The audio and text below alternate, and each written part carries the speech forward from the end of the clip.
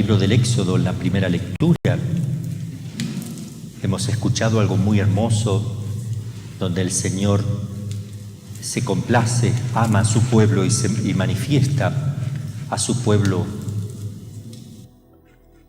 la alegría de que le pertenezca. Ahora pues, si de veras escucháis mi voz y guardáis mi alianza, vosotros seréis mi propiedad personal. Es decir, que Dios toma al pueblo como una propiedad personal entre todos los pueblos, algo propio personal. De hecho, cuando Jesús pide que los apóstoles vayan a evangelizar, le dice: no vayan a los paganos o samaritanos, vayan primero a los que están alejados, a los que están perdidos de la casa de Israel. Primero está esto, luego viene el otro. Porque mía es toda la tierra, seréis para mí un reino de sacerdotes y una nación santa. Un reino de sacerdotes y nación santa. Pero esto es importante, aquí viene el fundamento también de uno de los fundamentos por el cual se afirma que todos los fieles, todos somos sacerdotes, los fieles y los sacerdotes ministeriales, pero de distinta manera, pero todos somos sacerdotes. Está lo que se llama el sacerdocio común de los fieles, que ejercitan en nombre de Cristo una acción, por lo cual colaboran en el reino de los cielos, con sus acciones concretas en el mundo en que se vive, hacen presente a Cristo, hacen presente a Dios a través de esas acciones.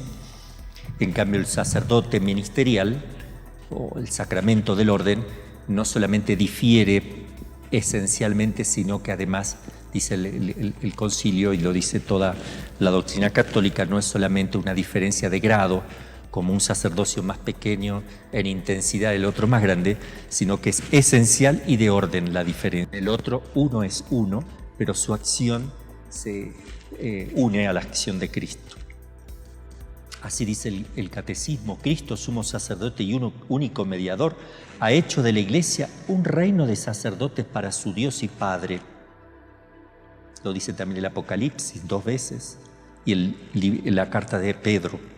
Toda la comunidad de los creyentes es, pues, como tal, sacerdotal, dice el catecismo. Los fieles ejercen su sacerdocio bautismal a través de su participación, cada uno según su vocación propia, en la misión de Cristo, sacerdote, profeta y rey.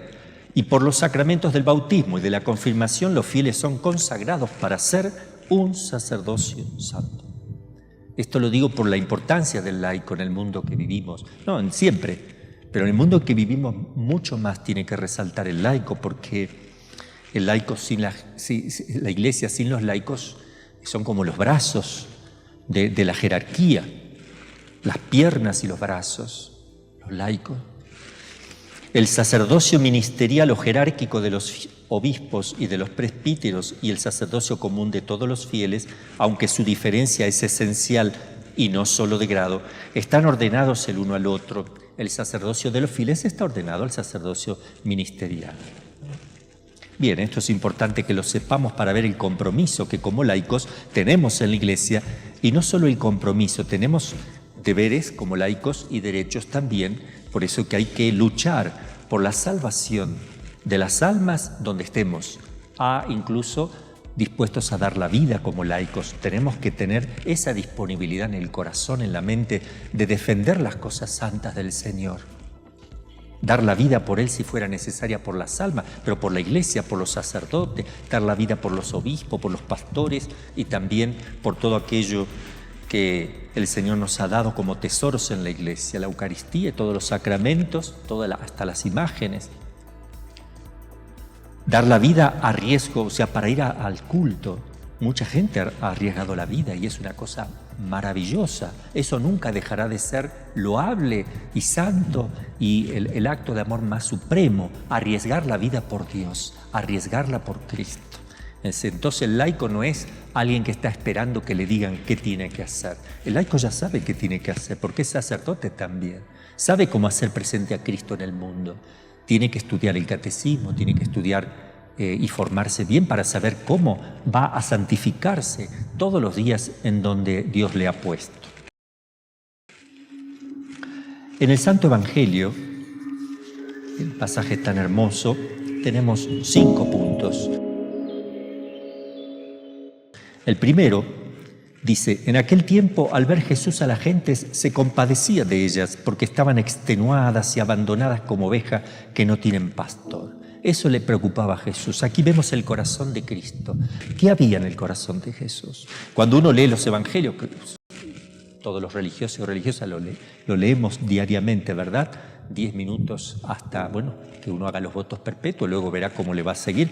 Pero este contacto asiduo me garantiza el amor a Cristo y me ayuda a conocer el corazón de Jesús.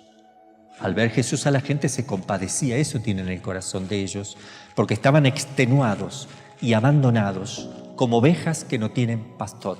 Nadie los atiende, están sin pastor. Uno puede estar el pastor, pero puede ser que no pastoree. Ahí puede haber un sacerdote que no pastoree, un obispo. Lo importante es que esté el pastor que pastoree y que sea el buen pastor, el buen pastor. Segundo punto, dice: la mies es abundante, pero los trabajadores son pocos. Rogad pues al Señor de la mies que mande trabajadores a su mies. ¿A quién se lo dice? A los obispos, a los apóstoles. Son los primeros que deben orar para que aumenten las vocaciones. Son los primeros que tienen que preocuparse en sus diócesis para que las vocaciones nazcan, para que las vocaciones perseveren. Ellos son no solamente los que dirigen, cuidan las vocaciones, sino que deben orar para que haya trabajadores en la mies, los sacerdotes, los obispos, también todos los laicos. Pero se lo está diciendo los apóstoles. Y llamando a sus 12 discípulos, más concretamente los llama, los saca de la gente para decirles algo para ellos. Les dio autoridad para expulsar espíritus inmundos y curar toda enfermedad y dolencia. Ese poder no lo ha retractado Jesús. Ese poder no es por el momentito, ¿verdad? Se lo da al colegio apostólico, se lo da a los obispos el poder de expulsar demonios y de curar enfermos. Es importante esto. Yo me acuerdo que cuando he hecho exorcismo, las veces que me ha acompañado el obispo en distintos lugares, la diferencia es tremenda. Al obispo le tiene terror el demonio porque es la plenitud del sacerdocio. Basta que el obispo diga: ve que ya es un tormento para él tremendo. Aunque el sacerdote que está delegado lo hace en nombre de la iglesia, pero no es lo mismo que lo haga directamente el obispo. Y le dijo: estos son los nombres de los 12, ahí pone los nombres de los 12 apóstoles. A estos 12 los envió Jesús con estas instrucciones: no vayan a tierra de gentiles, ni entren en la ciudad de Samaria, sino a las ovejas descarriadas de Israel, como recién dijimos. Pero aquí viene otra cosa importante: id y proclamad que el reino de los cielos está cerca. Eso, viene pronto. Cristo viene pronto, está cerca el reino de los cielos. ¿Qué es el reino de los cielos? Que ya está instaurado. La vida de la gracia está tan cerca que basta que uno se arrepienta de corazón y se confiese. Está muy cerca el reino de los cielos y está dentro de ustedes. Pero también el reino de los cielos es lo que estamos tendiendo. La plenitud de ese reino es la posesión de Dios en la eternidad. Está cerca el reino de los cielos quiere decir también que está próxima la consumación total de la obra de Cristo, la segunda venida. Prediquen esto. Curen a enfermos, de vuelta. Resuciten muertos. Limpien leprosos. Echen demonios. Lo que han recibido gratis, denlo gratis. Gratuitamente.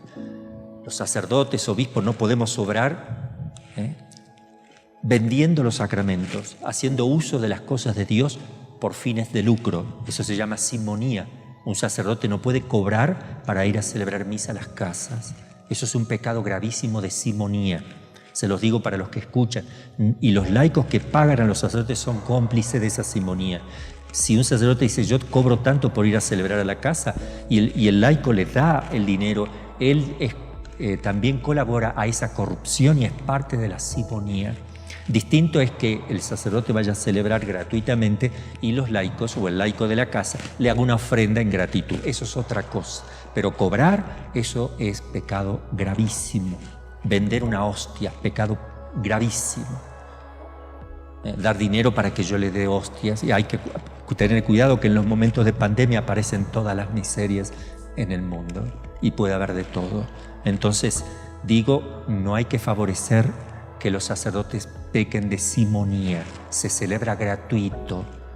Distinto es la colecta por una intención de misa, que eso es lo que el sacerdote va a vivir. Eso es lo que vive el sacerdote, de la ofrenda de la misa.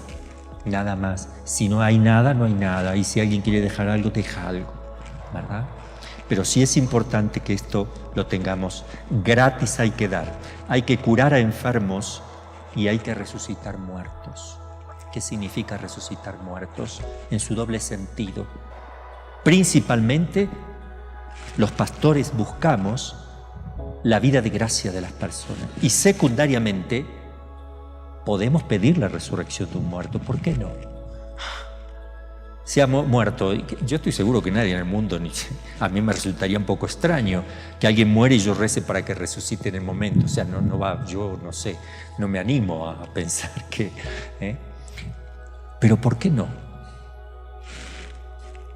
No sé. ¿Por qué no creer que en algún momento, cuando parece que todo se ha acabado, cuando parece que ya no respira, cuando parece que se está yendo, recen, porque el Señor puede detener la muerte? ¿Por qué no? ¿Cuántos hay que reviven así y uno dice, no tiene explicación médica?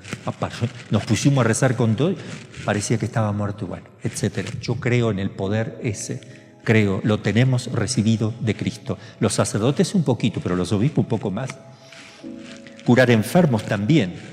Y esto se realiza, y expulsar demonios, el curar enfermos se realiza a través de un sacramento de la Santa Unción, que tiene por finalidad una doble finalidad. La primaria es fortalecer y aliviar al enfermo, preparar su alma. Es el efecto primario, siempre es lo primario de los sacramentos y de la vida de gracia y de la vida cristiana, siempre apunta al orden espiritual. Por tanto, el sacramento primariamente fortalece, alivia, fortalece, purifica e incrementa la gracia en el alma. Y secundariamente, si así Dios lo tiene dispuesto, secundariamente sana al enfermo, lo cura de verdad, si así Dios lo quiere. Ponemos todo para que sea curado también. No falta nada. Si no es curado es porque seguramente no era voluntad de Dios, pero ahí se hace de manera perfecta, porque se hace a través de un sacramento que se da la unción. Por eso hay que hacerlo con esa fe también. Y expulsar demonio, la Iglesia pone un sacramental que está desde, bueno, oficialmente se hace a partir del siglo XVIII, se confecciona un ritual de exorcismo, ¿verdad? Oficial, pero antes se usaban las palabras sin ritos demasiado, pero sí con el poder de la Iglesia. Siempre ha estado eso en la Iglesia. Lo que se ha querido quitar, borrar, por confusiones, por falta de fe, porque se mezcló las ciencias naturales que han querido reivindicar para sí mismo todo el orden espiritual como si fuera todo plano puramente humano. Entonces aparecen las ciencias que son auxiliares en el caso de la teología, como la psiquiatría y la psicología, que pretenden a veces dar explicaciones puramente naturales, o si no, aparecen ciencias que son pseudociencias, que aparecen como ciencias, como la parapsicología, que mete todo lo que no tiene explicación ahí y ya uno se queda tranquilo. Es parapsicológico, dicen, pero eso no dice nada. Como si uno dice, era un ovni. ¿Y qué es un ovni? No sabemos porque no está identificado. O sea, no decir nada. ¿Qué vio? ¿Qué pasó por ahí? Un ovni. Seguro que es un ovni. ¿Qué cosa es? Objeto volador no identificado. Tengo tanta seguridad de que no está identificado que le llamo ovni. Pero es porque no sé. Entonces, el parapsicología es todo lo que no tiene explicación natural metido en una bolsa. Y claro, pero dígame qué es. Es que no, es parapsicológico. Ovni es un ovni. No, pero no me estás diciendo que esas son pseudociencias. Entonces hay personas que le han dado el título de ciencia, y ahí es cuando empezó todo el conflicto con el tema de los exorcismos, queriendo poner en esa bolsa para no quedar como acientífico, como ignorante, como que ahora hoy día todo tiene explicación natural. Entonces por falta de fe ha decaído todo el mundo del exorcismo. Y ahora se está retomando con Juan Pablo II de manera más concreta, y después Benedicto XVI, se han hecho cursos de formación y gracias a Dios se ha levantado un poco este tema. La unción, dice el Catecismo, con la sagrada unción de los enfermos y con la oración de los presbíteros, toda la Iglesia entera encomienda a los enfermos al Señor sufriente. Hoy estamos con temas de enfermos. Escuchemos bien qué tenemos que hacer, cómo tenemos que instruir a nuestros fieles. Está todo en el Catecismo. ¿Qué tenemos que decirles? ¿Qué tenemos que animarles? ¿Qué palabras decirles? ¿De qué nos vamos a ocupar en los enfermos? ¿De cambiarle las sábanas todos los días? No, eso lo va a hacer la enfermera. Ok, ¿qué tenemos que cuidarnos? ¿De lavarle los pies y la mano? Eso lo van a hacer hay gente que se dedica a eso. ¿La Iglesia a qué se dedica? ¿A qué se tiene que dedicar? Aquí está. Esto es muy importante para el discernimiento. ¿Qué hace la Iglesia? Anima a los fieles a unirse libremente a la pasión y muerte de Cristo. Esto es lo que tenemos que hacer. Animar a esto, a los gobernantes también, animarlos a ellos, a los médicos, a todos. Los gobernantes, los políticos nos tendrían que pedir a la Iglesia, ayúdennos en este momento, pero no al revés, porque es la Iglesia la que tiene el poder en este momento maravilloso de venir a rescatar, a aliviar a los enfermos que están como ovejas sin pastor, contribuir así al bien del pueblo de Dios. La enfermedad y el sufrimiento se han contado siempre entre los problemas más graves que aquejan a la vida humana. En la enfermedad, el hombre experimenta su impotencia, sus límites y su finitud. Toda enfermedad puede hacernos entrever la muerte, toda. La enfermedad puede conducir a la angustia, es lo que está pasando, pero esto es algo malo. La enfermedad puede conducir a la angustia, al repliegue sobre sí mismo. Hay que hacer que se salga de eso. A veces incluso a la desesperación y a la rebelión contra Dios. Puede también hacer a la persona más madura, ayudarla a discernir en su vida lo que no es esencial. En el medio de la enfermedad hay que decirle, mira, esto no es esencial. Para volverse hacia Dios, con mucha frecuencia la enfermedad empuja a una búsqueda de Dios, un retorno a Él. Por eso los pastores deben ocuparse de esto. El hombre del Antiguo Testamento vive la enfermedad de cara a Dios. Ante Dios se lamenta por su enfermedad. Y de Él, pues, es el Señor de la vida y de la muerte. Implora la curación. La enfermedad se convierte en camino de conversión. Pero a Dios le pedimos la salvación, sanar. Se lo pedimos a Él, incluso la salud. El médico no puede dar la salud. El médico ayuda a que mejore la salud, pero no la da. Por más que le dé vitamina y lo que sea, el Señor te da la salud, porque la salud es un poco más de vida. Es una vida mejor. La vida está relacionada con Dios. La enfermedad se convierte en camino de conversión y el perdón de Dios inaugura la curación. ¿Quieres curar? Confiésate. No te puedo confesar porque estamos con pandemia. No puedo confesar. ¿No se va a curar? Acá está en el Catecismo de la Iglesia. El Catecismo nos dice cuál es la actitud de la Iglesia, cuál es la mentalidad de un cristiano. Israel experimenta que la enfermedad de una manera misteriosa se vincula al pecado y al mal. Sí, lo dice el Catecismo, la enfermedad está vinculada al pecado. ¿Estamos pasando esto? Está vinculado al pecado y al mal. Está vinculado. Catecismo de la Iglesia Católica. Está vinculado. Porque dicen que no tiene nada que ver. Está vinculado. Hay que leer el Catecismo. Y que la fidelidad a Dios, según su ley, devuelve la vida. Si yo soy fiel a Dios, me devuelve la vida, me da la vida. Yo, el Señor, soy el que te sana. Éxodo 15, 26. El profeta entrevé que el sufrimiento puede tener también un sentido redentor por los pecados de los demás. Isaías 53. Finalmente, Isaías anuncia que Dios hará venir un tiempo para Sión en que perdonará toda falta, pero también curará toda enfermedad. El Señor te cura, no el médico. El médico es un simple instrumento que puede funcionar o no, y a veces te matan. involuntariamente, o tal vez voluntariamente como a los niñitos inocentes. Cristo es el médico, dice el catecismo. Cristo es el médico. La compasión de Cristo hacia los enfermos y sus numerosas curaciones de dolientes de toda clase son un signo maravilloso de que Dios ha visitado a su pueblo y de que el reino de Dios está muy cerca. Jesús no tiene solamente poder para curar, sino también para perdonar los pecados, las dos cosas. Vino a curar al hombre entero, alma y cuerpo, pero alma primero. Es el médico que los enfermos necesitan. Entonces, por eso no tenemos que cerrar el culto. Bueno, no estoy diciendo que se hace lo que se puede, no. Yo estoy diciendo simplemente que si nosotros vamos al médico, necesitamos así sanar. Es el médico que los enfermos necesitan. Por eso, más que el otro médico, necesitamos el médico divino. Porque dice, estuve enfermo y me visitasteis. Se identifica con el enfermo.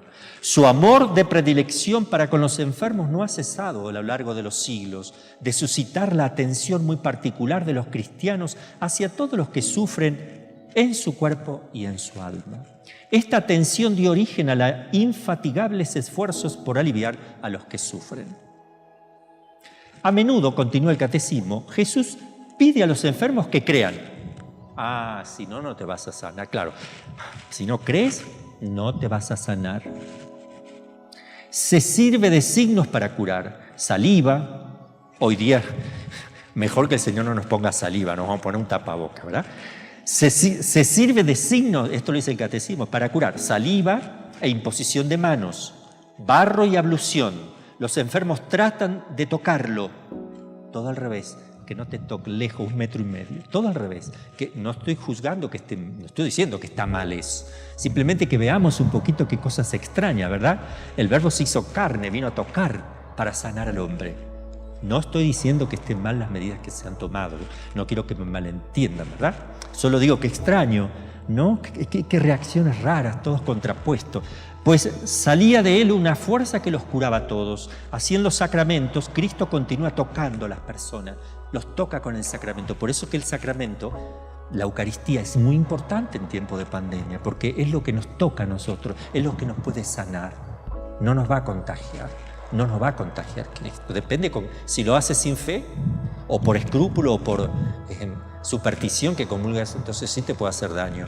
Pero si comulgas con fe, de verdad, el cuerpo de Cristo es muy difícil que el Señor permita que te contagies. Es muy difícil si tú estás poniendo un acto de fe. No se contrapone la fe y la ciencia. Conmovido por tantos sufrimientos, Cristo no solo se deja tocar por los enfermos, sino que hace suyas sus miserias. Él tomó nuestras flaquezas y cargó con nuestras enfermedades. No curó a todos los enfermos. No, todos no. Algunos tienen que ir para el otro lado. Y otros tienen que llevar la enfermedad como hizo la Virgen de Fátima. A unos sí, otros no. Y dice el catecismo, no curó a todos los enfermos. Sus curaciones eran signos de la venida del reino de Dios. O sea, tenía esa finalidad. Anunciaban una curación más radical. Hay otra mejor que la física. Anunciaban esas curaciones, otra cosa más importante, otra curación. Entonces eso no es lo primario que hacía Jesús. Eso lo hacía para confirmar su palabra y anunciar otra curación superior. La victoria sobre el pecado y la muerte por su Pascua. Eso es lo que se anunciaba cuando se curaba a los enfermos. La victoria sobre el pecado y la muerte por su Pascua. En la cruz Cristo tomó sobre sí todo el peso del mal y quitó el pecado del mundo, del que la enfermedad no es sino una consecuencia. Por su pasión y su muerte, de vuelta dice esto. Cristo tomó sobre sí el peso del mal y quitó el pecado del mundo, del que la enfermedad no es sino una consecuencia. La enfermedad es una consecuencia del pecado y del mal. Por su pasión y su muerte en la cruz, Cristo dio un sentido nuevo al sufrimiento. Desde entonces, nos configura con Él. No es algo malo sufrir. Y nos une a su pasión redentora. Por último, dice el catecismo, Cristo invita a los discípulos a seguirle tomando a su vez su cruz. Siguiéndole adquieren una nueva visión sobre la enfermedad y sobre los enfermos. Jesús los asocia a su vida pobre y humilde, les hace participar de su ministerio de compasión y de curación. Y yéndose de allí, predicaron que se convirtieran, expulsaban a muchos demonios, ungían con aceite a los enfermos y estos curaban. El Señor resucitado renueva este envío. Impondrán las manos sobre los enfermos y se pondrán bien. Y los confirma con signos de la Iglesia, invocando su nombre. La Iglesia cree y confiesa que entre los 7 sacramentos existe un sacramento especialmente destinado a reconfortar a los atribulados por la enfermedad, la unción de los enfermos. Esta unción santa de los enfermos fue instituida por Cristo, nuestro Señor, como un sacramento del Nuevo Testamento, verdadero y propiamente dicho, insinuado por Marcos y recomendado a los fieles y promulgado por Santiago, apóstol y hermano del Señor. Bien, vamos el tema de sanar a los enfermos. La Iglesia ha recibido esta tarea del Señor e intenta realizarlo tanto mediante los cuidados que proporcionan a los enfermos como por la oración de intercesión con la que los acompaña. No solo el sacramento, sino que la oración de intercesión por los enfermos. Cree la Iglesia en la presencia vivificante de Cristo, que es el médico de las almas y de los cuerpos. Esta presencia actúa particularmente a través de los sacramentos.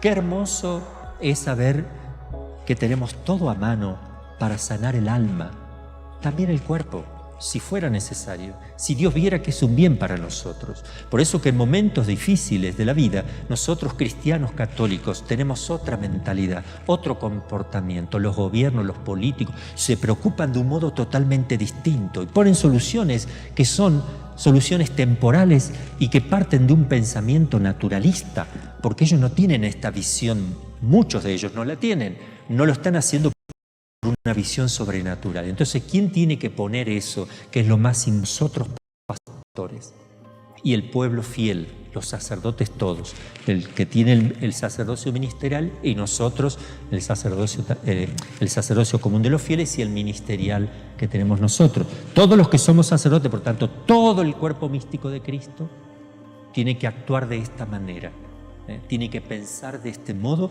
y hacer vivo a Cristo de esta manera.